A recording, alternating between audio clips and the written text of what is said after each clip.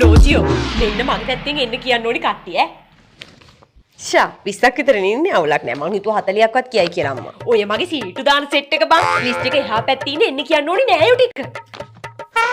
මේක මාර මගුලක් නේ අම්මේ මෙතන ඉන්නවා 200ක් විතර. කවුද මේ ශානිකා සහ පවුලේ හත කියන්නේ? ඔය බං අපේ අම්මගේ බාප්ප බැඳපු පුංචි අම්මගේ මල්ලි බැඳපු නෝනාගේ ලොකු අක්කගේ අල්ලපු ගෙදර පොඩි දුව. ඕ කියලා හිතන් ඉන්නේ අපි හින කුණු ලෝබයි කියලා. එන්න කියලා පෙන්නන්න ඕනේ අපේ රොයල් වෙඩින් එක බං. මෙතනම 300ක් විතර ඉන්නවනේ අම්මේ. ඉතින් මොකද වෙන්නේ? මේකේ ඉන්නවා මගේ මහිලා සමිතියේ සෙට් එකයි ඔය අහලපාල හැච් පැච්. මෙන්න මේ ලිස්ට් එකේ ඉන්න ඔය මම හදිස්සියට සල්ලි කීයක් හරි ඉල්ල ගන්න ගියාම මට දෙන්න බෑ කියනව නේද? අන්න උන් ටික. උන්ටත් දෙන්න කියලා පෙන්නන්න ඕනේ දැන් අපිට සරුයි කියලා. අනේ චූටි මේ බලන්නකෝ අපේ අම්මගේ ලිස්ට් කොට. අක්කේ මේ ලිස්ට් එක යටත් හලන්න නැතුව කියන්න ඕනේ හොඳේ. ඔය ඉන්නේ 150ම මගේ ස්කූල් එකේ යාළුවෙයි මගේ ක්ලාස් වල යාළුවෙයි මගේ එක්ස් බෝයි ෆ්‍රෙන්ඩ්ස්ලා එයාලා දැන් යාළුවලා ඉන්නේ ගර්ල් ෆ්‍රෙන්ඩ්ස්ලා. උන්ට පෙන්නන්න ඕනේ උන්ට පින නෑ කියලා අපි වගේ හයි ෆයි පවුලකට සෙට් වෙන්න. අනේ ලෝජියෝ මට කියන්න අමතකුණානේ. උඹලා තාත්තත් එක්ක යාළු වෙන්න කලින් මම යාළුලා හිටියනේ බං තව බෝයි ෆ්‍රෙන්ඩ්ස්ලා 5 දෙනෙක් එක්ක. උන් 5 දෙනාටයි උන්ගේ පවුල් වලට ඔක්කොම කියන්න ඕනේ හොඳේ. මොනව? දැන් අන්න ඒ ඇසේ තාත්තා එයාගේ ලිස්ට් එකත් WhatsApp කරලා එතන හිටියා 150ක් විතර. මගේ ලිස්ට් එකයි ජොසියාගේ ලිස්ට් එකයි මෙතන තියෙන ලිස්ට් එකයි ඔක්කොම එකතු වුණාම 800ක් විතර ඉන්නවනේ අම්මේ. ඉතින් හරි බං. ඔබ දෙපාරක් බඳින්නේ නෑනේ. ඒ වුණාට අම්මේ 800ක් විතර දාන්න පුළුවන් හොඳ වෙඩින් හෝල් එකක් කොහෙද තියෙන්නේ? හැමතැනම තියෙන හෝල් වල දාන්න පුළුවන් 200ක් 300ක් වැඩිමුණොත් 500ක් විතරයි. අයියෝ අක්කේ ඕකත් වැඩක්ද? දැන් වත්තල අලුතින් දාපු රොයල් මොනාක් එක තියෙනවනේ.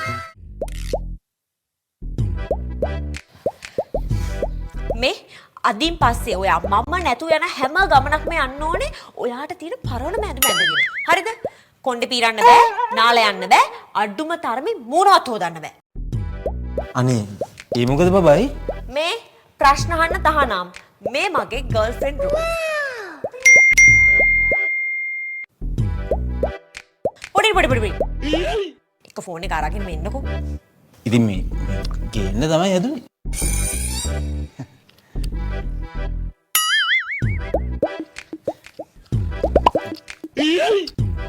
බබා මේ බැංකුවේ මැසේජ් එකයි පඩි වැටිලා. එහෙනම් මේ ඔක්කොම සල්ලි ඔයා මගේ account එකට දැම්මම transfer කරන්න. ඒ මොකද බබා My money is my money, your money is my money. මම වීඩියෝ එකකින් දැක්කා කොල්ලව වෙන ගෑනුන්ගෙන් ආරක්ෂා කරගන්න ඕන නම් කොල්ලව බින්දුවට විහිදලා තියන්න ඕනේ කියලා. ආයෙත් ඉතින් අමුතුවෙන් හින්දන්න දෙයක් නැහැ. ඔයාව සෙට් වෙච්ච දවස් ඉඳලා කොහොම මම නැට්ටට මිදිලා තින්නේ. මොකද්ද කියන්නේ? කවුද මේ රෑ කෝල් කරේ? සෑහෙන්න වෙලා කෝල් වේට් ඉන්නේ. අම්මා කතා කරේ බබා. මේ වීකෙන්ඩ් එකේවත් ගෙදර එන්න. මේ ඔයාට මං කියලා තියෙනවා අම්මා නෙමෙයි වෙන කවුරු කෝල් කරත් රෑ 8න් පස්සේ මට ඇර වෙන කාටවත් කතා කරන්න බෑ කියලා. මතක නැද්ද? අම්මා කතා කරාම ඉතින් ඉපා කියන්න බෑනේ. බබා මම වොෂ්රූම් පොඩ්ඩක් ගිහින් එන්න ඈ. මේ මාත් එක්ක කතා කරන වෙලාවේ වොෂ්රූම් යන්න බෑ. තද කරගෙන ඉන්න. rules and rules. අනිත් දේ තමයි හෙට නිවාඩුවක් දාලා එන්න ඕනේ අලුත් බයික් එකේ මාව මටයක් එක්කයි යන්නේ. මොකද ඔය බයික් එකේ පිටිපස්ස සීට් එකේ මුලින් පස්සේ තියන්න ඕනේ මාව. ඊය සතියේත් මං ඔයා නිසා නිවාඩු දෙකක්ම ගත්තනේ බබා. මේ ඔයාට දැන් රස්සාවද වටින්නේ මාවද? හෙට 8 වෙද්දි වෙනද තැනට ආවේ නැත්තම් මම ඔෆිස් එකට ඇවිල්ලා ඔයාගේ කණෙන් ඇදයි යන්නේ. හොඳේ?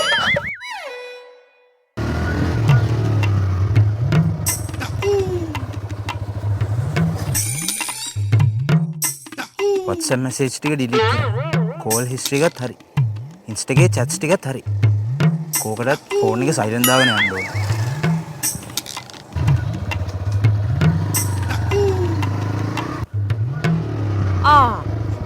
මේකද අලුත් බයික් එක?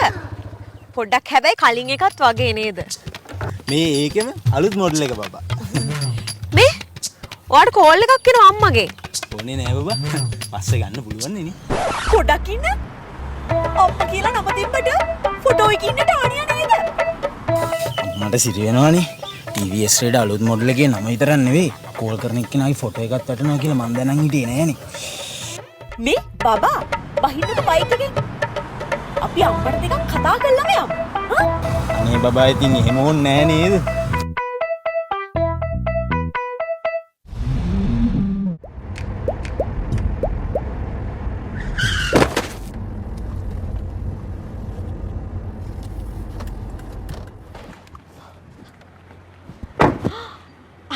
මල්ලි හැප්පුණා නේද?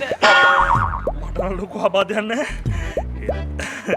කාර් එක පොඩ්ඩක් ඩැමේජ් එකේ නේ. කමක් නෑ මල්ලි මං ඒක හදා ගන්නම්. මල්ලි හැප්පුව නේද? පටසිරි පුතා මම මගේ ඇස් දෙකටම දැක්කම එක වදිනවා. හරි? දුව ඔයා අපේ ගමේ තමයි. හැබැයි මේ කරපු වැඩේ වැරදි. පොලන්ට පුතේ ඩැමේජ් එක නේ.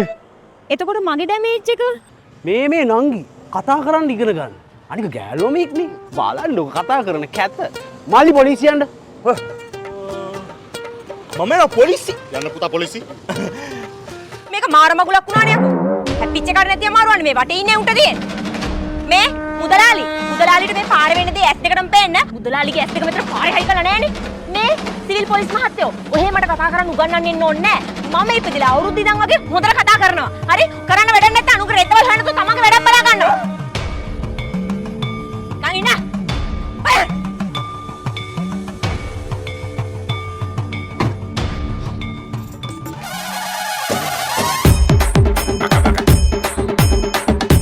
ඕදාන තියෙන රෙදි ටික කවුරු හරි ගෙනිච්චාද එකක්වත් නැහනේ. ඒ ටික මම හොදලා අයන් කරලා නමලම ගෙනාවා. ඊන මං කබඩ් එකට දාලා එන්න. ඈ? වෙන්දට මගේ තියා යාගේ රෙද්දක්වත් හොද ගන්න නැති කෙනා අද මොකද මේ? කුස්සියට නැගීමට පඩිපෙළක් තිබෙනවා නම් ඒ ඔබට ප්‍රශ්නයක්. ඔයා කන්නද හදන්නේ? මම මේ ඔයාලට බෙදාගෙන ආවේ. විතර දෙකම දැම්මා. අයියෝ බෙදලා කතා කරා නම් ඉවරනේ. කොහොමත් ඉතින් අත හොදන්න මං යන්න එපයි. අත හොදන්නේකුත් ගෙනාවා. මෙතන මොකක් හරි අවුලක් තියෙනවා. බලපන් අක්කයි උඹයි දෙන්න මේකයි. ගෙදරට වෙලා ඔහේ ඉන්නවා කිසි වැඩක් කරන්නේ නැහැ. ඔක්කොම වැටිස් කරන්න ඕනේ මමනේ. අක්කට බනින්න එපා අම්මේ. බලන්න අක්කා පියෝනේ කොච්චර මහන්සි වෙනවද කියලා. ඒ වගේ අක්කා කෙනෙක් හම්බුනේ මගේ වාසනාවකට. මේ චූටි බොරුවට බටර් ගාන්නේ නැතුව ඇත්තටම ඔයාට මගෙන් මොනවද ඕනි කියලා කියන්නකෝ. මොකද ඔයාගේ බටර් මට දරා ගන්න බෑ. ඒ තරමට ලිස්සනවා. ඒකනේ මටත් තේරුණා. වෙනදට ණයයි මුගටියයි වගේ රණ්ඩු කරන චූටි අද මොකද මේ පූල් පැටිය වගේ. මේ ඔයා මෙදා පාරක් දරස් 11 සුපිරි සේල් එකේ අමාන්ත ප්‍රොඩක්ට්ස් ඕඩර් කරනවා නේද? ඔව් අවුරුදු ලොකුම සේල් එකනේ. අමාන්ත ප්‍රොඩක්ට්ස් වලට 50% off first day offers තියෙනවානේ. ඉතින් මගේ අක්කේ ඔයාට ගන්න ගමන් මටත් ඒකම ගන්න පුළුවන් නේ. ඒකද මේක කොහේ හිටියත් මට නිදා ගන්න කලින් කෝල් එකක් දෙන්න ඕනේ කියලා. බබා මං ඊ ජොබ් එකට ගිහින් එද්දි මේ ලංකාවේ යාළු සෙට් එකක් හම්බුණා. ඊට පස්සේ එතනින් එද්දි මගේ ෆෝන් එක ඕෆ් වුණා බබා. ඊට පස්සේ මට මහන්සියට නිකම්ම නිින්ද ගියා. නිකම්ම නිින්ද ගියාද නැත්නම් වෙන ගෙදරකට ගිහිල්ලා ෆෝන් ඕෆ් කරගෙන නිදාගත්තද? මොනවාද බබා ඔයා මේ කියන කැත කතා? මම ඩුබායි හිටියට හිත තියෙන්නේ ලංකාවේ ඔයා ළඟ විතරයි. අනේ මේ ජොසියා බොරු කියන්න එපා. මටත් ඩුබායි යාළුවෝ ඕන තරම් ඉන්නවා. මට එනවා ඔයා ගැන ආරංචි හොඳේ. ඇත්ත කියන්න. ඊරේ මොකද උනේ? බබා ඇයි ඔයාට අඩුවෙන් කේන්ති ගන්න බැරි? ඔයා දන්නවනේ මං කැමතිනේ ඔයාට කිසි දෙයකින් අඩුවක් කරන්න. මේ ආයි මට කෝල් කර කර වද දෙන්න එපා. මං ඔයා બ્લોක් කරනවා. මට ඔයා වගේ මං ගැන හිතන්නේ නැතිකොල්ලේ කොහෙත්ම ඕනේ නැහැ. ඔයා දන්නවද ඔයා රට ගිය දවසේ ඉඳලා මට දුක අහන අයලා හරියට මැසේජ් කරා. නංගියා දුකෙන්ද නංගියාට පාළුවේද BF විශ්වාසද? මම ඒකකටවත් රිප්ලයි කරන්න ගියේ. එහෙම ඉන්න මටනේ ඔයා මේ ඊරෑම් ෆෝන් ඕෆ් කරගත්තේ නේද? බයි ගුඩ් බයි. මේ කෙල්ලේ දෙන්න රටවල් දෙකක ඉන්නකොට ඔහොම වෙනවා තමයි බං. දැන් බලපන් තාත්තා අවුරුදු 10ක්ම රටනේ. අපි දෙන්න තාම ඊශ්‍රායලයයි පලස්තීනයයි වගේ සාමෙන් ඉන්නේ. ඉඳලා හිටලා මිසයිලයක් කැරියට කමක් නැහැ ඉතින්. හැබැයි හැම වෙලේම යුද්ධ කරන්න ගියොත් සාම සාධක හමුදා වලින් ඇවිල්ලා කොල්ලව අරගෙන යයි හොඳේ. අනේ අම්මේ එයාව ඕන කෙනෙක් ඇවිල්ලා අරන් ගියපු දෙන් මම නම් ඒ මිනිහත් එක්කයි කවදාවත් යාළු වෙන්නේ නෑමයි.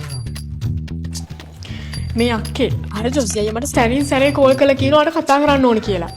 පොඩ්ඩක් කතා කරලා බලනවා හලෝ පව්වේ කොල්ල. පව් නම් ඉතින් ඔයාම කෝල් කරගන්න. මට මේ මනුස්සත් එක්ක කිසි සම්බන්ධයක් නැහැ. මේ අක්කේ මේ නත්තල් කාලේ හැමෝම කතා වෙන්නේ සාමය ගැන. ඔයා හොම හිටියා මෙයා තනි වෙනවනේ. අනේ මේ චූටි තරහ වෙන්න නත්තල්ද වෙසක්ද අවුරුදුද කියලා එකක් නැහැ. මං මේ මනුස්සත් එක්ක ආයි යාළු වෙන්නේ නෑමයි.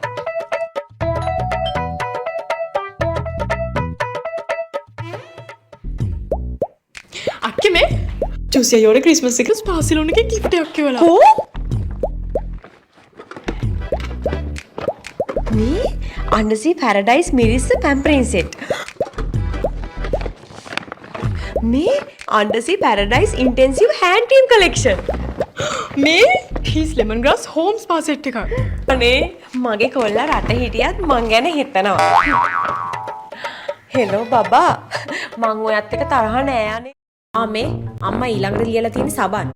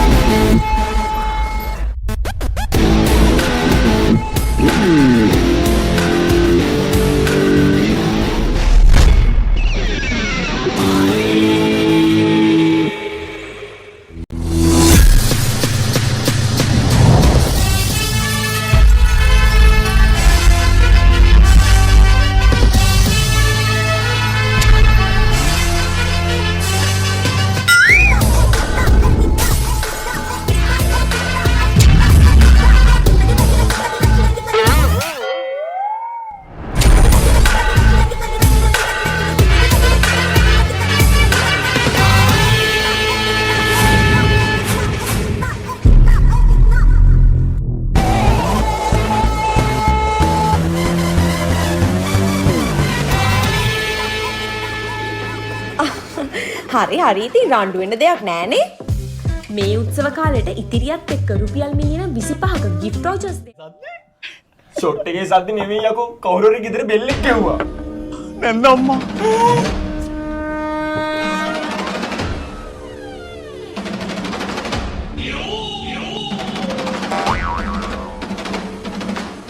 ආන්ටි. පුතාලා ලෙඩ්ඩු බලන්න ආවද? ඔව් ඇටි. මහත්මී මේ ශාන් පුතා සනීපයි කියලා දැනගත්තු ගමන් බලන්න ආවේ. කෝ බලමු.